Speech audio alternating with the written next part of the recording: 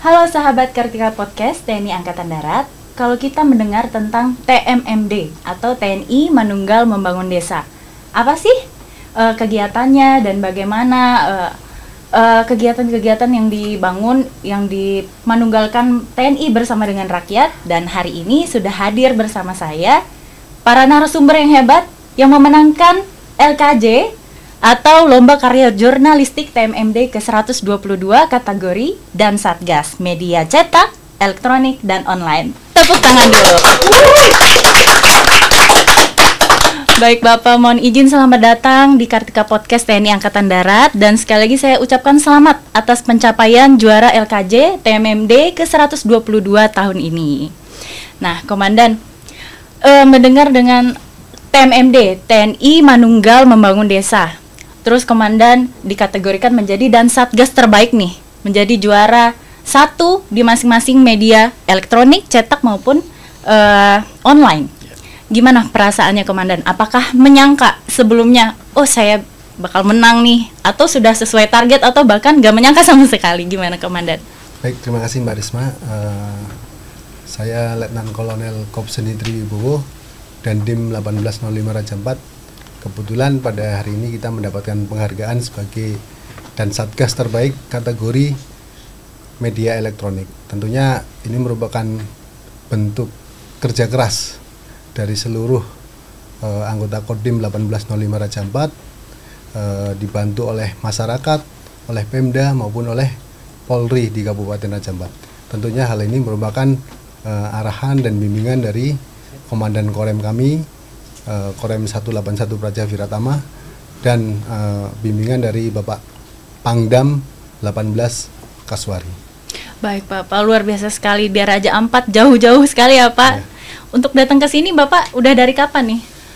Kami berangkat kebetulan hari kemarin pagi jam 7 sampai sini jam 11 siang, lanjut melaksanakan gladi kemarin sampai sore, dan hari ini pelaksanaan untuk penerimaan pemenang juara lomba TMMD. Baik Bapak, luar biasa. Dan rakyat di sana, warga-warganya dikasih tahu ya, Bapak untuk nonton saya nih di Kartika Podcast. Ya. Baik Bapak, untuk Bapak Amin seperti apa izin Komandan? Terima kasih Mbak, saya Letkol Infanteri Muhammad Amin dan Dim 1425 Jene Ponto. Alhamdulillah dapat juara 1 kategori dan Satgas untuk media cetak. Mengenai tentang perasaan tentunya bahagia Mbak ya, bahagia, kemudian bangga, dan alhamdulillah ini semua berkat kerja keras dari anggota semua, termasuk para insan media. Tentunya tadi berkat arahan dari pimpinan kami, baik mulai dari Danrem sampai dengan Pak Pangdam. Baik Bapak. Kalau untuk Pak Hartanto, izin. Ya, Mbak, saya dari Kodim Blora 071 dan Dim 071, Letnan Kolonel Kopseni Yuli Hartanto. Terus terang saya di kategori dan Satgas online ini kaget. Memang tidak menyangka kami, karena kita gak punya target, tapi tetap kita sebagai manusia berusaha dan berdoa harus mencapai hasil yang maksimal. Itu kemudian tidak lupa saya ucapkan terima kasih kepada rekan-rekan anggota semua, termasuk rekan-rekan dari jajaran Forkopimda, masyarakat yang membantu kegiatan TMMD reguler 122 tahun anggaran 2004 ini. Baik, luar biasa ketiga komandan kita ini.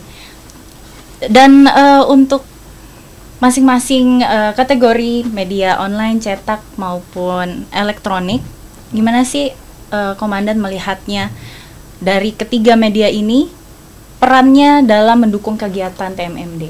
Silakan. Baik, peran media khususnya saya sebagai pemenang juara 1 media online tentunya sangat sekali mendukung kegiatan TMMD ini. Kenapa? Karena untuk kita mensyiarkan apa sih itu TMMD, apa sih itu karya bakti, apa sih itu bentuk membantu kesulitan rakyat, disitulah peran media. Jadi media ini kalau menurut saya ujung tombak dari TNI Angkatan Darat kita. Demikian. Baik Bapak, kalau dari ketiga media ini kan tentu sangat berbeda ya dalam mempublikasikan kepada masyarakat. Nah, kalau untuk Komandan Hartanto sendiri kan di bagian media online. Media online saya. Ya, seperti apa Pak bentuknya dalam agar masyarakat nih melihat loh kemanunggalan TNI bersama dengan rakyat dalam membangun desa? Saya mensyiarkannya dengan Instagram, kemudian dengan TikTok, kemudian dengan YouTube, agar apa kegiatan-kegiatan kita yang di TMM ini yang kita lakukan itu dapat tersiar atau terkabarkan khususnya di Blora, umumnya di seluruh Indonesia. Demikian.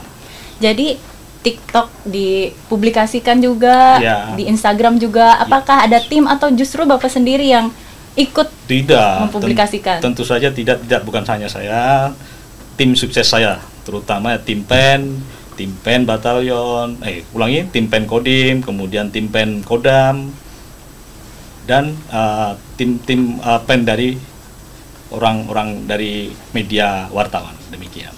Baik, terima kasih Komandan. Lalu untuk Komandan, untuk Pak Amin, kan di media cetak ya? Cetak betul. Itu kan banyak sekali ya Pak, ada bentuknya koran, majalah, dan lain-lain. Bagaimana cara Komandan untuk mempublikasikan kepada masyarakat? Iya, terima kasih Mbak. Jadi kami memang di Kodim sejak lama sudah bermitra dengan para insan media, baik cetak, online maupun elektronik. Dan untuk kategori cetak ini memang kami tulis sendiri. Kebetulan jarak dari lokasi TMMD dengan Kodim kurang lebih hanya 1 jam. Jadi hampir tiap hari kami di lokasi, kemudian bahkan kami bermalam. Malam itu banyak waktu-waktu kosong itu untuk menulis, kemudian sharing-sharing dengan wartawan. Kemudian itulah tulisan kami yang kami sampaikan kepada wartawan untuk dimuat di medianya, dan alhamdulillah dapat juara. Jadi kalau misalnya dibilang tadi bagaimana peran media, kalau menurut kami media ini bukan hanya sebagai sumber dari penyebaran informasi atau menyebarluaskan berita, tetapi menurut kami sendiri media ini juga merupakan salah satu kontrol sosial, di mana mereka bisa menanyakan baik sasarannya, targetnya, volumenya dari apa yang kita kerjakan. Karena TMMD ini suatu hal yang bisa kita sebutkan salah satu proyek juga, membuat jalan, membuat jembatan, membuat plat deker dan lain-lain, dan itu menjadi kontrol yang saya bilang tadi itu. Jadi ya itu salah satu peran media menurut kami. Baik Komandan, jadi karena memang turun sendiri ke lapangan, terus melihat ke lapangan, jadi menulis sendiri kegiatan-kegiatan yang dilakukan, itu lebih terasa realnya ya Pak ya. Jadi tidak hanya memantau dari jauh, tapi memang benar-benar ikut bersama rakyat di dalamnya. Baik. Kalau untuk Komandan sendiri kan di media elektronik, bagaimana Bapak ini? Baik, terima kasih Mbak Rima. Untuk kami sendiri di Kodim Raja 4 kebetulan mendapatkan juara 1 media elektronik. Alhamdulillah kita sangat terbantu. Dengan adanya media merupakan jembatan informasi apa yang kita kerjakan di Kodim agar diketahui oleh khalayak ramai. Dan Mbak mungkin tahu sendiri, Raja 4 merupakan istilah orang itu surga kecil yang jatuh ke bumi. Jadi Raja 4 ini sudah sangat terkenal baik di nasional maupun internasional. Ditambah lagi dengan kegiatan TMMD kita, akhirnya masyarakat luas, khalayak luas tahu apa yang kita kerjakan, TNI kerjakan di Raja 4. Dan kita bekerja sama dengan Kompas TV, kebetulan dari Kompas TV yang meliput kita selama, merupakan TV nasional, kita diliput selama 1 minggu dan ditayangkan di running text-nya Kompas TV, di Sapa Indonesia Paginya Kompas TV, dan yang paling lama adalah di program dari Kompas TV, yaitu Cerita Militer, Mbak. Itu yang selalu tayang di hari Sabtu jam 3 sore. Dan kebetulan untuk Raja Ampat sendiri tampil selama 2 minggu berturut-turut, sehingga apa yang kita kerjakan memang sangat masif dilihat oleh masyarakat baik Raja Ampat maupun di seluruh Indonesia. Baik Komandan, nah, biasanya untuk kegiatan TMMD ini kan dilakukan 30 sampai 90 hari ya Komandan, tergantung skala kegiatannya. Nah, untuk itu kegiatan-kegiatan baik fisik maupun non fisik itu sendiri seperti apa? Baik Pak Risma, untuk di Kodim Raja Ampat ada 3 kegiatan. Yang pertama itu fisik, 2 non fisik, dan 3 tambahan. Tambahan merupakan program unggulan dari Bapak Kasat. Nah, untuk yang fisik yaitu pembuatan jalan lebar 6 meter dan panjang 600 meter. Memang kelihatannya pendek, tetapi yang kita buat adalah pembangunan jalan. Jadi bukan peningkatan jalan. Artinya itu gunung kapur kita belah untuk dijadikan jalan. Dan selama ini desa Sapokren di Raja Ampat itu terisolir. Sudah 13 tahun untuk bepergian ke kota itu harus jalan kaki menggunakan jalan kayu yang menyusuri tebing. Bahaya lah ya Pak ya? Ya, cukup bahaya dan tidak bisa dilewati oleh kendaraan roda 2 maupun roda 4. Sehingga dengan adanya TMMD ini kita bisa membongkar gunung tersebut sepanjang 600 meter dan sekarang bisa dinikmati oleh seluruh warga kampung Sapokren. Jadi roda 2 maupun roda 4 sudah bisa masuk ke dalam kampung Sapokren. Terus untuk kegiatan non fisiknya berupa penyuluhan-penyuluhan baik wawasan kebangsaan, kesehatan, ketahanan pangan dan lain sebagainya.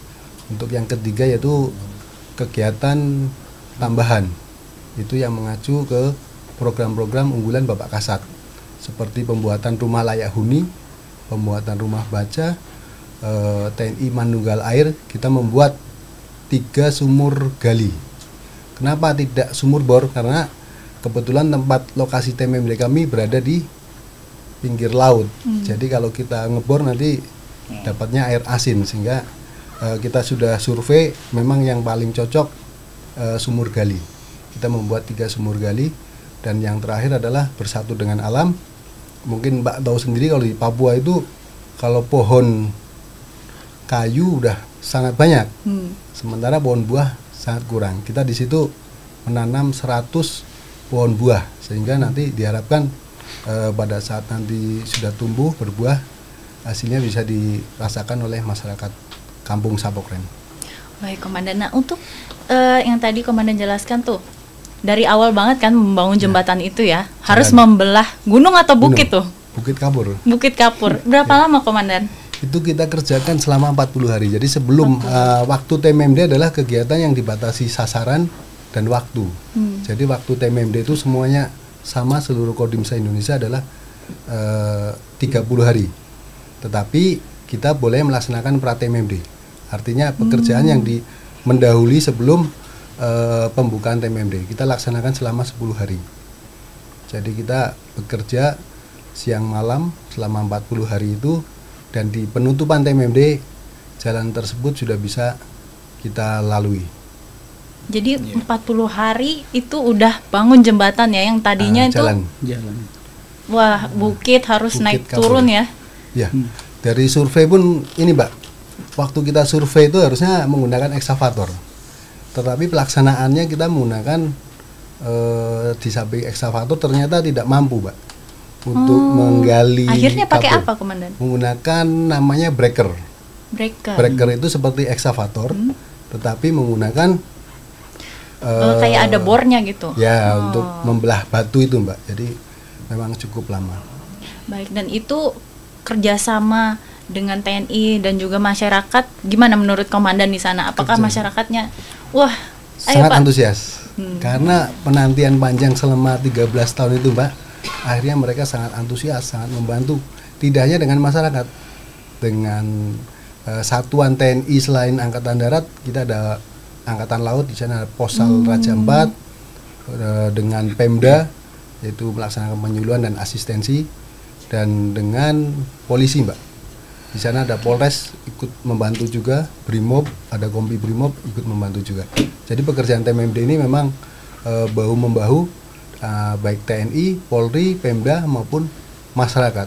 Baik, Komandan. Jadi semuanya itu bersinergitas ya, Komandan. Tidak hanya TNI dengan rakyat aja, tapi semua masyarakat yang ada di situ. Karena sama-sama ya akan merasakan juga manfaatnya. Mereka pakai. Siap, Komandan. Nah, untuk pohon buah tadi yang Komandan bilang kan lumayan banyak ditanam. Apakah ada tempat yang dikhususkan untuk menanam pohon buah tersebut atau dibagi ke beberapa titik? Untuk pohon buah sendiri kita menanam sekitar 100 pohon buah, Mbak. Ada mangga, rambutan maupun durian. Itu kita tanam separuh di lahan yang memang kita siapkan, kurang lebih 1 hektar. Sisanya kita bagikan ke masyarakat. Jadi mereka juga akan merawat pohon itu sampai besar dan akan dinikmati hasilnya oleh mereka. Dan siapapun bebas untuk menikmati.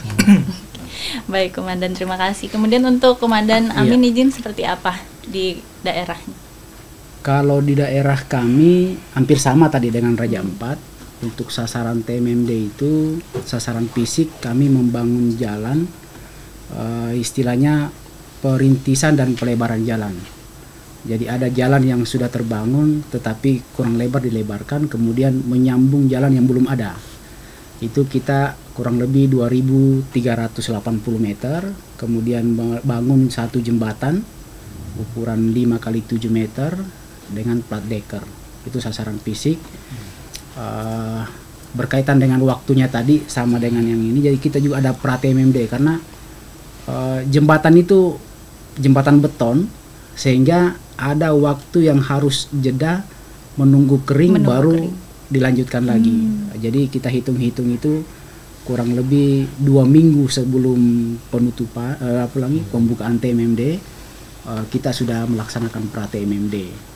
Kemudian untuk sasaran non fisiknya hampir sama, sesuai sejalan dengan program pemerintah daerah saat ini, yaitu peningkatan sumber daya manusia, sehingga kita memberikan sosialisasi, bimbingan baik tentang pertanian, kita ke sekolah-sekolah.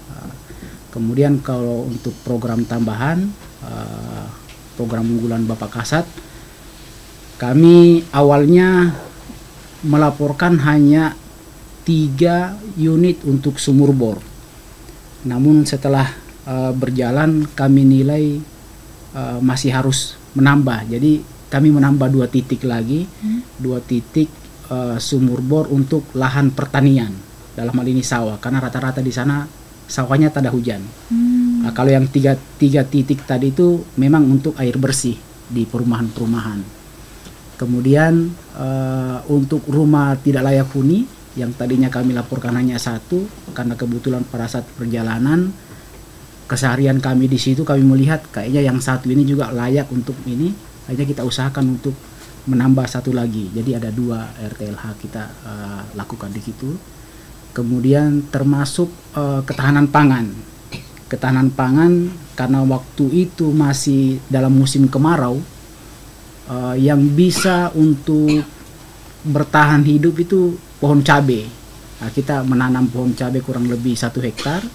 Kemudian kita berusaha untuk menanam pohon buah. Nah, ini yang unik ini, Mbak. Karena pohon buah ini kita tahu musim kering begitu kan susah untuk tumbuh. Nah, tetapi alhamdulillah sampai dengan sekarang tumbuh. Kita pakai sistem infus. Jadi kita tanam, kemudian kita cor dengan botol air aqua itu. Nah, itulah yang netes-netes yang menyirami terus tiap itu. Dan kita tugaskan memang orang-orang 1 pohon 1 orang yang tanggung jawab. Tiap pagi dan sore dia harus tambahkan air di botol-botol itu. Dan alhamdulillah selama 30 hari berturut-turut selama pelaksanaan TMMD sudah tumbuh akarnya. Kemudian sekarang sudah masuk musim hujan, berlanjut, alhamdulillah sudah tumbuh. Jadi itu luar biasa, Pak. Tadi saya tertarik dengan rumah yang layak huni, yang untuk bagaimana nilainya nih, Komandan? Apakah dari saran-saran masyarakat, Pak, ini kayaknya perlu ada perbaikan, atau dari komandan sendiri yang memang turun langsung ke lapangan untuk melihat mana yang layak gitu. Iya, betul. Tentunya dua-duanya ya, kombinasi ya. Karena setelah kami lihat di lokasi, kemudian kami cerita-cerita dengan kepala dusun yang ada di situ, dengan kepala desa, dan memang kita lihat kesehariannya yang kita bangun di situ ada rumah yang dihuni oleh keluarga.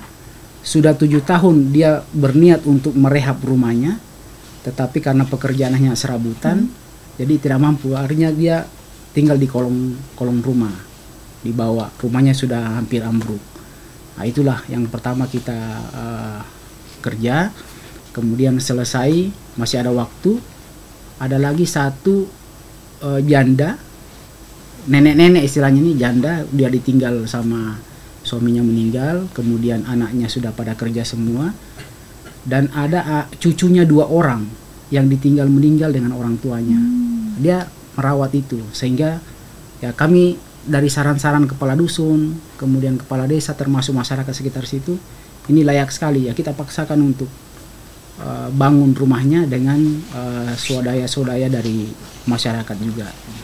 Jadi ya alhamdulillah semua bisa tercapai, Mbak.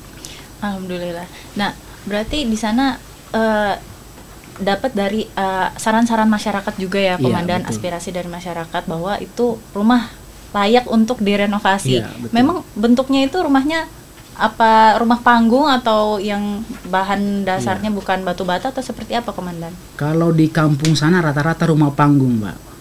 Rata-rata rumah panggung. Kemudian kita rehab menjadi rumah semi permanen. Nah, tetapi kita lihat ada juga yang kita bikinkan panggung. Tergantung di wilayahnya itu, apakah dia tergenang air kalau hujan atau tidak. Kalau yang tidak, ya cocok untuk semi permanen. Jadi kayak rumah batu semi permanen begitu. Tapi kalau yang ada wilayah yang sering tergenang air, ya kita harus menyesuaikan jadi rumah panggung. Baik, gitu. Dan tentunya pelaksanaannya sama seperti di tempatnya Pak Triwibowo, izin Komandan ya. Jadi semuanya ikut sinergitas. Iya pasti, karena pasukan TMMD ini, Satgas TMMD ini kan terdiri dari TNI sendiri, kemudian ada dari kepolisian, Polres, kemudian ada dari Brimob maupun dari satuan-satuan lain. Kalau masyarakat udah pasti yang ada di situ ikut semua, karena sama dengan yang Raja Ampat tadi, mereka nanti sadar mereka yang akan menikmati di wilayahnya situ. Betul Komandan. Baik, terima kasih Komandan. Kemudian untuk Komandan Hartanto, bagaimana izin untuk di wilayahnya sendiri? Baik Mbak Rima, untuk khususnya di Kabupaten Blora, tepatnya di Kodim Blora, untuk TMMD 122 ini sasaran visi kita ada 5 kegiatan. Yang pertama yaitu pembangunan Jalan Makadam, itu sepanjang 1,7 km. Kemudian rumah tidak layak huni itu 10 unit. Kemudian untuk pekerjaan talud itu ada 3 titik, rata-rata melebarkan sungai itu yang tadinya kalau hujan longsor kita talut sepanjang rata-rata 300 meter, lebar 6 meter. Kemudian ada sasaran pekerjaan jembatan. Kemudian itu jembatan lebar 3 meter, panjangnya 6 meter. Satu lagi pekerjaan TNI Manunggal Air. Kita membuat 3 sumur bor. Di sini saya jelaskan yang pertama, sasaran Jalan Makadam itu Desa Sidomulyo itu desa terisolir. Kenapa dikatakan begitu? Sebelum adanya jalan itu, masyarakat ini kalau menuju ke daerah ke Randu Blatung, dia harus memutar dulu ke kota Blora, baru ke kecamatan Randu Blatung. Itu menempuh 1 jam. Kalau setelah terbangunnya Jalan Makadam itu memangkas waktu lebih cepat 30 menit. Jadi sangat ya sangat-sangat membantu masyarakat dalam istilahnya menghemat waktu, kemudian untuk anak sekolah itu kita lebih cepat, kemudian jalur ya perekonomian lah, terutama masyarakat kalau mau ke sawah itu kan lewatnya situ, Pak. Jadi sebenarnya dekat, tapi karena ada halangan itu kan jalan, jadi jauh. Bukan hanya Jadi, itu, Mbak. Kalau hujan itu becek. Jangankan roda 2, roda 4, roda 2. Kita bisa sepeda aja nggak bisa. Kita nempuhnya jalan kaki, Mbak, itu. Apa seperti Jadi lumpur licin, gitu? lumpur. Jadi kalau hujan itu becek, lumpur, selip gitu.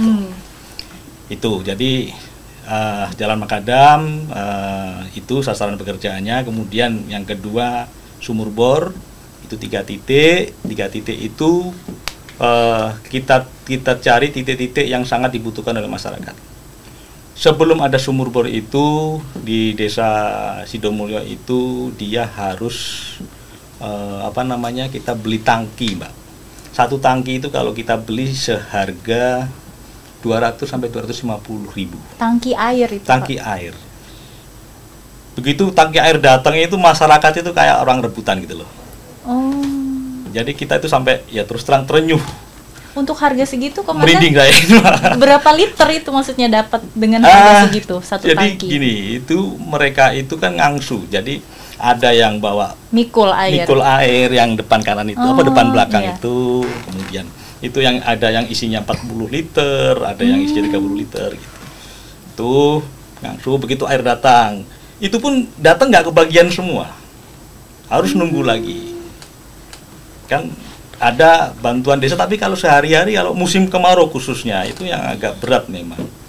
Dana desa kan ya nggak cukup lah untuk itu. Akhirnya ya nggak hanya di desa itu, desa lainnya itu juga membutuhkan. Dan itu air yang digunakan untuk sehari-hari, mandi, mencuci, makan, minum. Mandi, masak, minum itu. Karena PDAM belum masuk di situ, seperti itu. Dengan warga yang sebenarnya terbilang banyak atau bagaimana, Komandan? Warga di situ nggak banyak sih, Mbak, sekitar 350 kakak lah.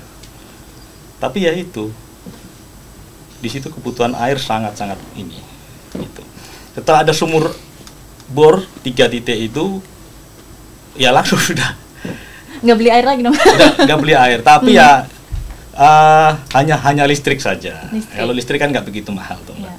Gitu. Jadi untuk pompa saja untuk menyedot dari tanah itu air. Kemudian kita RTLH ini ada 10 unit rumah. Kalau kita mau mengayai semua ya, mengayai itu apa kalau bahasa Indonesianya ya?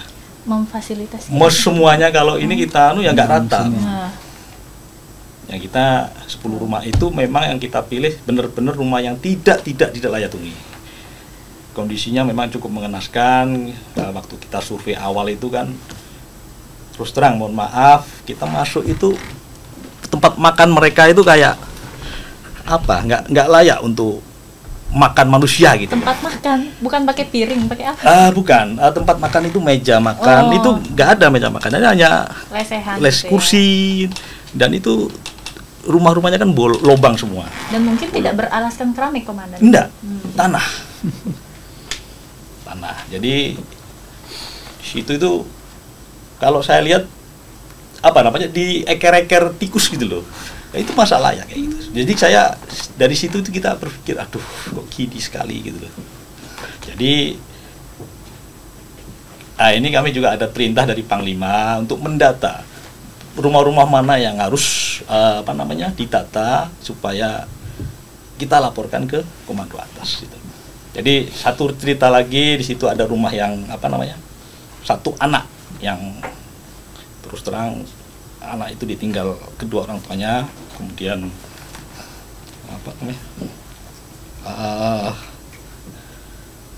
orang tuanya meninggal, ibunya itu pergi entah kemana. Jadi sebatang kara gitu loh, Mbak, rumahnya nggak layak. Jadi di situ memang kita berusaha, udahlah kita bangun yang baru gitu. Kita bangun yang baru, diikuti oleh tambahan sarana kayak meja. Nanti setelah jadi kan kita ada meja, kita belikan meja, dibelikan kasur. Bapak Panglima Kodam 4 itu membantu untuk televisinya, peralatan sekolahnya dan lainnya sebagainya. Itu satu rumah itu anak itu sangat, ya memang cita-citanya. Saya tanya, kamu pengen jadi apa? Namanya Johan itu. Saya pengen jadi tentara. Langsung saya itu ya TLH, kemudian yang lain-lainnya kayak pekerjaan talut itu untuk ini jembatan itu. Sebelum ada jembatan kita harus muter lagi, Pak, jauh sekali. Nah, di situ kita hancurkan jembatan kayu itu, kita bangun yang bagus dan bisa dilalui oleh mobil. Demikian itu, Mbak. Jadi tadi komandan mau nangis. Ya. Bahas banyak kegiatan yang menyentuh hati ya komandan yang sebenarnya dikatakan miris, tapi gimana ya komandan keadaannya? Ya itu kan satu desa saja itu, Pak. Kalau kita mau muter semuanya ya itu blora gitu. Ya mungkin sama sih. Mungkin kabupaten lain di Jawa Tengah itu Jawa, Pak. Belum lagi kalau rekan kami di Raja Ampat, Jeneponto mungkin hampir sama. Kalau kita mau nyentuh semuanya itu juga banyak sekali yang harus kita bantu gitu loh.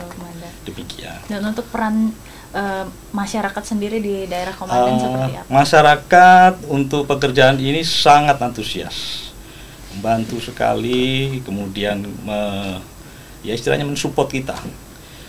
Sampai menyarankan ini, ada lagi nggak TMMD berikutnya Bapak gitu sampai gila, iya gantian gitu. Kecamatan lain belum gitu. Gitu. Berarti tandanya masyarakat betul-betul merasakan hasil dari kegiatan TMMD ini. Dan kalau di wilayah Bapak berjalan selama berapa hari tuh, Pak? Sama kayak di Raja Ampat sama di Jeneponto. Berjalan 30 hari, juga ada pra TMMD juga kita laksanakan 10 hari sebelumnya. Demikian. Baik. Apa ada tanam buah juga ini? Pohon-pohon? Ada. Tanam buah kita di sana ada, kan terkenal Blora itu kan kayu jati. Ya tanaman keras gitu, pohon jati gitu. Gitu. Baik, luar biasa sekali. Jadi di sini menurut saya layak lah untuk dikategorikan sebagai dan satgas terbaik. Masya Allah. Dan tentu ini nggak hanya bagian dari sekedar menjalankan tugas ya komandan. Tentu juga pasti ada pembelajaran di dalamnya. Pasti jadi feedback juga untuk ke komandan sendiri, baik dalam kehidupan, dapat pahala segala macam, dipermudah segala urusannya komandan. Nah, untuk itu komandan dikategorikan menjadi dan satgas terbaik. Tentu mungkin kalau kita hanya melihat dari cuplikan tayangan, sepertinya ya udah berjalan gitu aja, dibantu dengan masyarakat muda, tapi pasti mungkin di dalamnya ada hal yang membuat komandan selama menjalankan tugas TMMD itu mempunyai tantangan tersendiri, kendala di lapangan yang mungkin komandan juga tidak ceritakan sama masyarakat atau sama orang-orang yang di kantor atau gimana pun. Bagaimana komandan?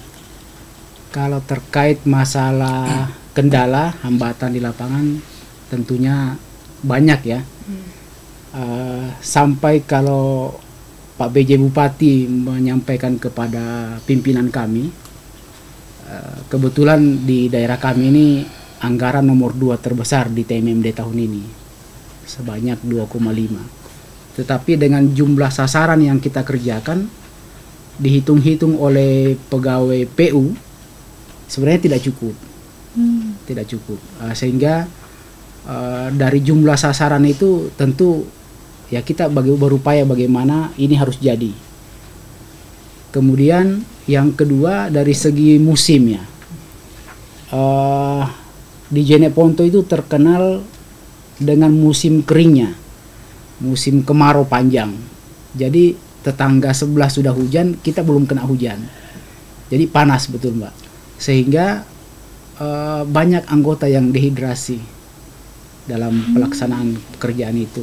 Jadi kita harus standby-kan air terus di lokasi, baik air untuk membasahi badan maupun air minum. Ya, seperti itulah keadaannya.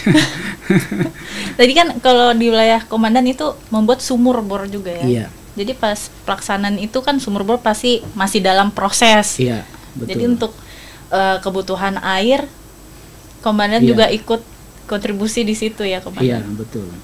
Kalau untuk sumur bor itu kan kita rata-rata di di pemukiman, Mbak. Di pemukiman. Sedangkan untuk pembuatan jalan ini kita menghubungkan satu desa ke desa yang lain. Iya. Nah, ini agak jauh dari pemukiman. Sehingga kita harus mengantar air ke Iya. situ. Kalau untuk yang sumur bor sendiri, kendalanya memang struktur tanah di sana itu batuan, sehingga mata air pun itu di atas 60 meter baru dapat air itu. Iya, 60 meter kedalaman sampai dengan 100, bahkan ada yang 120 baru dapat mata air yang bagus. Itu pun mungkin sulit sekali juga ya, komandan, untuk Ngebornya. itu Iya. karena tadi teksturnya Betul. itu bebatuan kan. Iya. Itu tukang sumur bornya Menyerah. sampai menyerah karena 2 kali patah ininya. Oh. Mata bor. Mata bornya itu intan mahal tuh. Iya. Nah, sehingga itu saya sudah nggak bisa lagi nih, tapi kita tetap paksakan ini untuk nggak usah hitung-hitungan, ini untuk kemanusiaan, amal jariah nanti ke depannya ini. Nah, itu pelan akhirnya alhamdulillah dapat sumber air yang bagus gitu, Mbak. Baik, komandan. Jadi sempat menyerah juga sebenarnya Iya. masyarakat yang membantu ya, komandan. Tapi komandan di situ ini amal jariah. Oh iya juga. Iya, betul. Lanjut lagi. Iya. Berarti Sebenarnya itu kalau mau diceritakan seperti yang ini bisa-bisa nangis kita di sini. Memang di perjuangan di lapangan ya cukup nggak apa-apa, komandan, ungkapkan saja perasaan itu. Ah. Baik, komandan. Berarti itu kendalanya masalah yang air tadi dalam Iya. pembuatan jembatan, juga mata bor yang berapa kali Iya. itu patah, itu di luar ini juga ya, komandan. Kalau untuk di daerah Raja Ampat sendiri bagaimana, komandan? Baik, Mbak Risma, terima kasih. Untuk kendala yang ada di Raja Ampat sendiri, jadi lokasi TMMD yaitu di Kampung Sapokren sendiri merupakan kampung yang terisolir, sehingga pada saat pengedropan material, Mbak, jadi kita menggunakan kapal-kapal kecil milik masyarakat, seperti membawa semen, membawa segala macam itu, karena kalau kita bawa lewat jalur darat itu harus jalan kaki kurang lebih 1 kilometer. Tapi ya itu karena dengan dibantu masyarakat, TNI Polri bekerja sama sehingga terasa ringan. Yang kedua yaitu terkait dengan pembuatan jalan tadi, Mbak. Pada saat survei itu kemungkinan besar bisa menggunakan ekskavator, tetapi kenyataannya harus menggunakan breaker itu, dan itu sampai alat itu sampai rusak-rusak, Mbak, sampai 3 alat yang kita pakai di situ untuk pembuatan jalan itu, untuk memenuhi target waktu yang dibatasi hanya 1 bulan plus pra TMMD 10 hari. Selanjutnya sama dengan dari Kodim Jeneponto ya, Bang ya, dari Pemda pun begitu datang WASF sangat kaget, karena baru pertama kali Pak PJS datang ke sana, sangat kaget, loh, dengan anggaran yang dikeluarkan oleh Pemda kok bisa membuat banyak hal, sehingga menyarankan, dari Pemda itu menyarankan ke WASF dari Angkatan Darat waktu itu Spaban 5 datang ke sana, menyarankan apabila TMMD di Raja Ampat jangan sekali setahun, tapi 4 kali setahun, katanya. Amin. Gimana, komandan, responnya? Setuju? Saya setuju saja, Mbak, karena TMMD itu bentuk kepedulian Angkatan Darat, TNI Angkatan Darat untuk mempercepat pembangunan di wilayah. Dan kita tahu sendiri, babinsa kita tahu sendiri kendala kesulitan masyarakat di Kabupaten Raja Ampat yang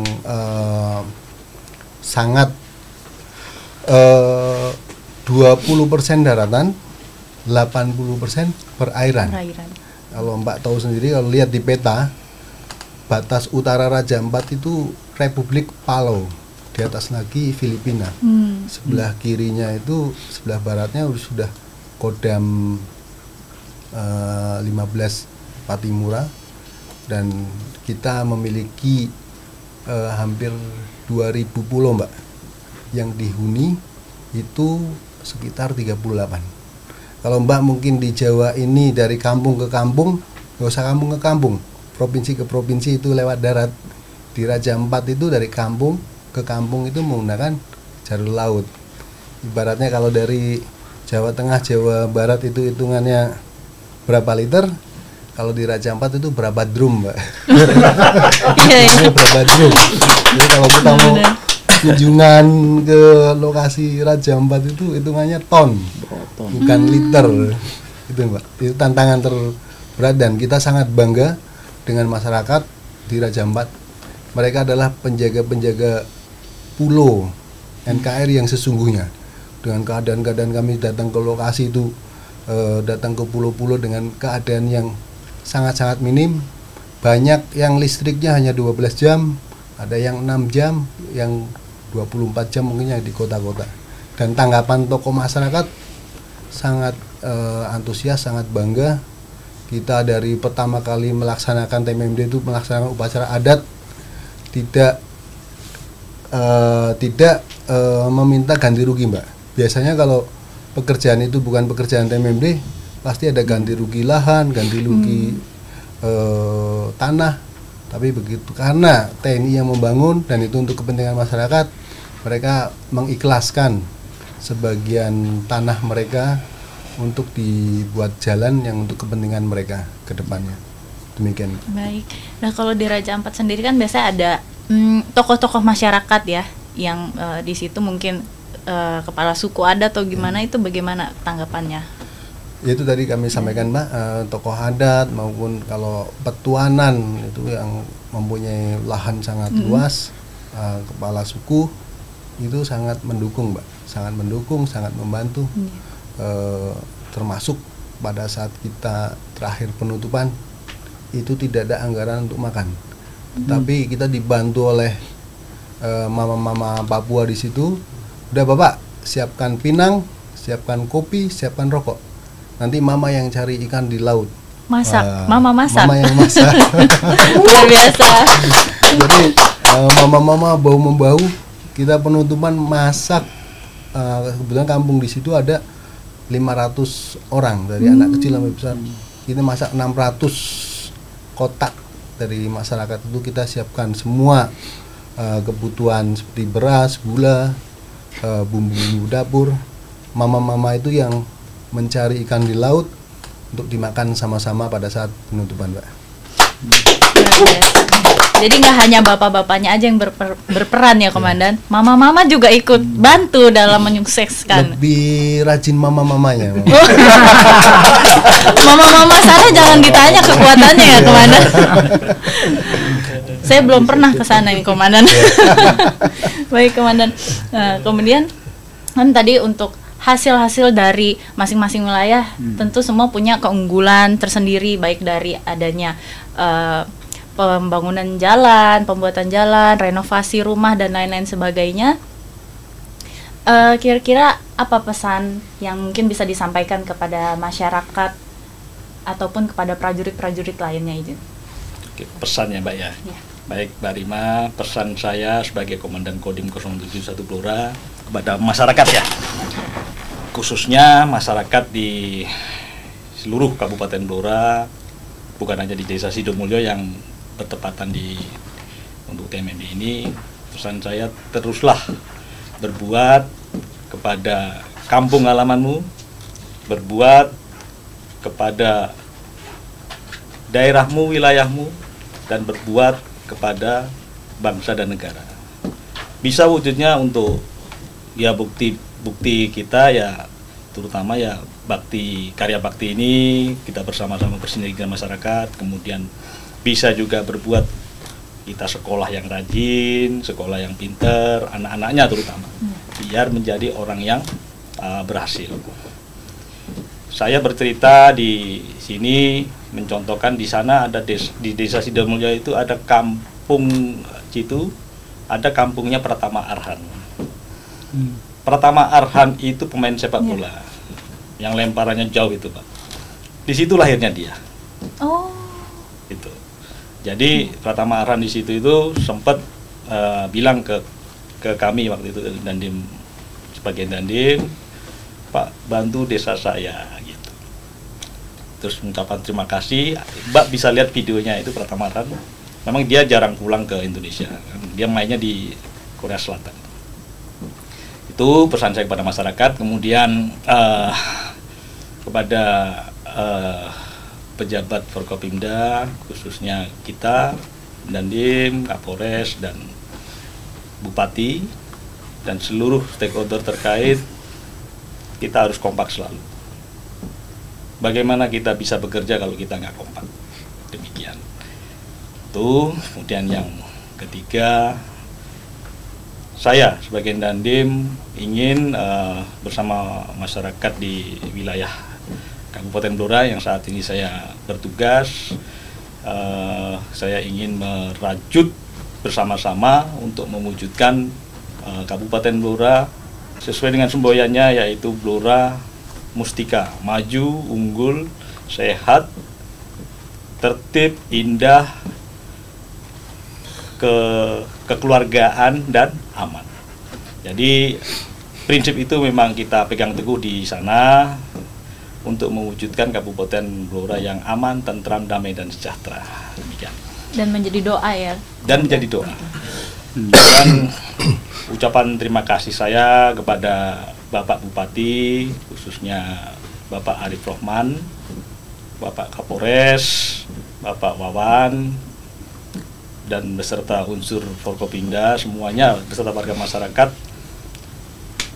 Saya mengucapkan terima kasih kepada Forkopimda dan seluruh warga masyarakat atas terlaksananya TMMD reguler 122 ini, dan semoga TMMD reguler ini dapat berkelanjutan,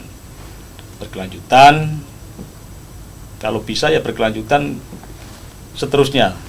Jadi TMMD Sengkuyung itu kalau bisa kata Dandim Raja Ampat ini jangan 4 kali setahun. Kalau bisa ditambahi Sengkuyung itu kalau bisa tiap bulan. Tiap bulan berarti nggak berhenti ya, Komandan? Terus kan 30 hari tuh, Pak.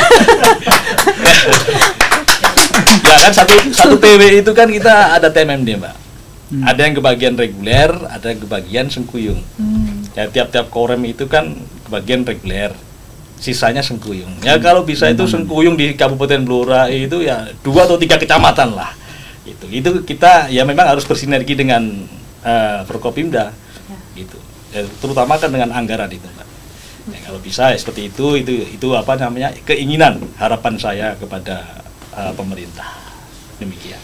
Baik, terima kasih Komandan. Izin selanjutnya mungkin pesan-pesan dari Komandan Amin. Baik, saya tentunya pertama di kesempatan baik ini saya ingin mengucapkan terima kasih telah diundang di sini, dan saya manfaatkan kesempatan ini untuk mengucapkan terima kasih kepada PJ Bupati Jene Ponto, kemudian Bapak Sekda, Pak Kapolres, Pak Kajari, kemudian Ketua Pengadilan Agama maupun Pengadilan Negeri yang telah mensupport kami untuk bekerja dalam TMMD ini, dan teristimewa kepada masyarakat Desa 7, baik mulai dari warganya, kepala dusun sampai dengan kepala desa yang telah membangun sinergi gotong royong dalam melaksanakan pekerjaan TMMD ini.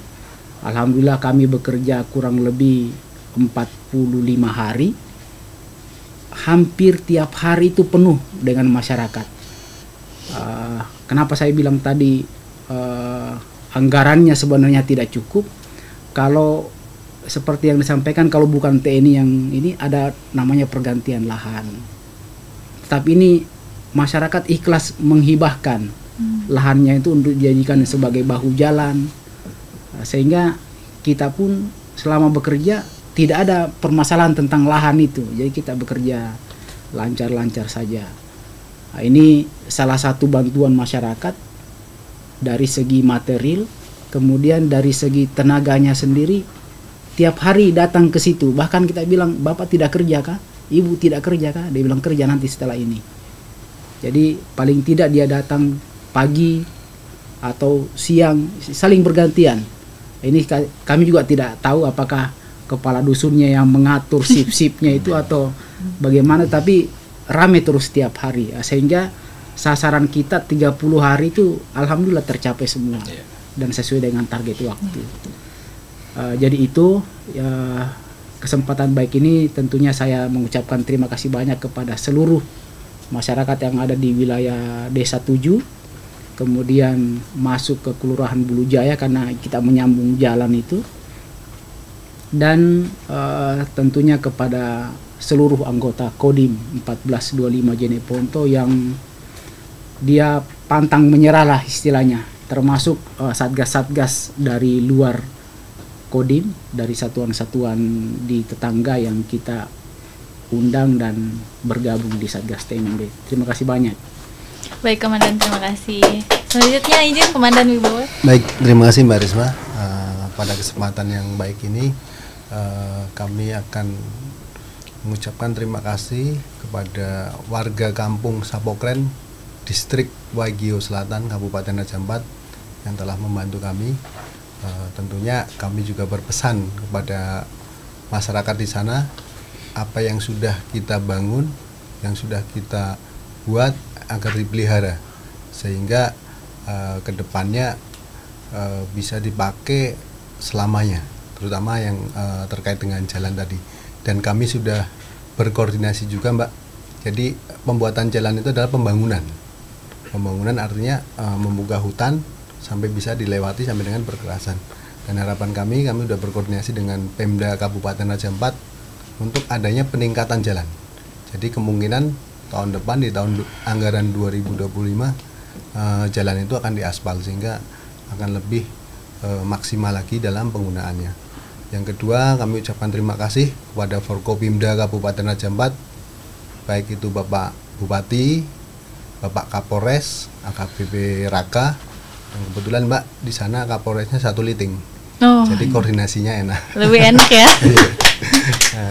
Yang selalu siap sedia memberikan personilnya untuk membantu kegiatan TMMD, sama-sama membangun Raja Ampat yang lebih baik. Selanjutnya kami juga mengucapkan terima kasih kepada tokoh agama, tokoh masyarakat yang ada di kampung Sapokren khususnya, dan Raja Ampat pada umumnya. Dan kami juga mengucapkan terima kasih Mbak kepada dinas-dinas terkait. Ada beberapa dinas OPD yang membantu kami untuk mendukung seperti cool box untuk penyimpanan ikan, pengisian rumah yang tadinya tidak ada anggarannya, mereka membantu untuk mengisi. Intinya di luar anggaran itu pun kami masih dapat bantuan, termasuk dari PLN. Dia memberikan bantuan 10 titik pasang gratis ke rumah-rumah yang ada di kampung Sapokren. Selanjutnya kami mengucapkan terima kasih juga kepada Danrem 181 Praja Viratama yang telah memberikan arahan bimbingan sehingga sukses kegiatan TMMD beserta staf, kepada Bapak Pangdam 18 Kaswari dan seluruh PJU Kodam 18 Kaswari yang telah memberikan motivasi dan arahan kepada kami sehingga kegiatan berjalan lancar. Dan terkhusus kepada anggota kami Mbak, kami seorang Dandim tidak ada apa-apanya tanpa bantuan dari seluruh anggota Kodim 1805 Raja Ampat. Dan terkhusus lagi kepada Angkatan Darat dan Mabes TNI Mbak, yang telah mempercayakan kami, menunjuk kami sebagai Dan Satgas TMMD 122 tahun 2024. Dan kami bisa melaksanakan kegiatan ini dengan maksimal dan bermanfaat buat masyarakat yang pada akhirnya rasa cinta, rasa sayang masyarakat terhadap TNI, khususnya TNI Angkatan Darat, semakin tumbuh di Kabupaten Raja Ampat. Amin. Masya Allah, baik, terima kasih para komandan atas segala dedikasinya, waktunya, baik di wilayah TMMD yang komandan laksanakan maupun di tempat kami Kartika Podcast TNI Angkatan Darat. Semoga nanti bisa tetap silaturahmi, izin komandan. Dan begitu juga dengan warga-warga yang dibantu, tetap menjalin silaturahmi yang baik kepada komandan. Dan semoga apa yang dilakukan komandan menjadi inspirasi juga motivasi bagi yang lainnya. Dan juga kepada para penonton setia sahabat Kartika Podcast TNI Angkatan Darat, tetap terus menyaksikan tayangan-tayangan menarik kita lainnya bersama dengan narasumber-narasumber yang luar biasa. Dan tentunya TNI hadir untuk mengatasi kesulitan rakyat sekelilingnya. Bye.